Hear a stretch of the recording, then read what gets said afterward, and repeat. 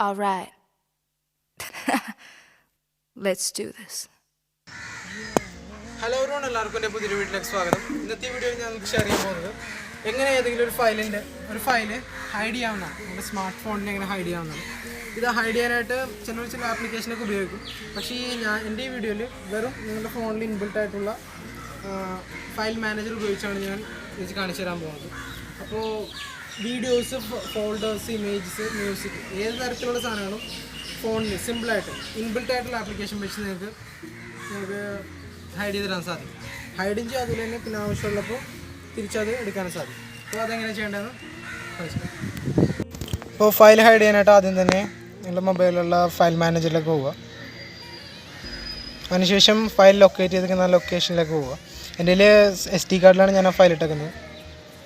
അതിനുശേഷം ഞാനിവിടെ ഹൈഡ് ചെയ്യാൻ പോകുന്നത് ഈ വീഡിയോ എന്ന ഫയലാണ്. അത് ലോങ് പ്രസ് ചെയ്തതിന് ശേഷം റീനെയിം ചെയ്യാൻ പോവുകയാണ്.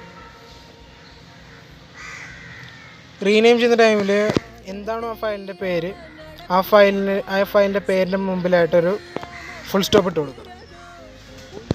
എന്നിട്ട് ഇതേപോലെ ഫുൾ സ്റ്റോപ്പ് ഇട്ടതിന് ശേഷം ഓക്കെ പ്രസ് ചെയ്യുക.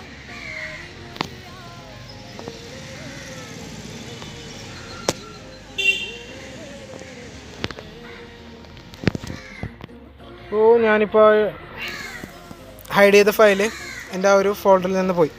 ഒന്നുകൂടി എടുത്ത് കാണിച്ചു തരാം. ഫയൽ മാനേജർ, അതിനുശേഷം SD കാർഡ്. ഇപ്പോൾ ആ ഒരു വീഡിയോ ഫയലില്ല.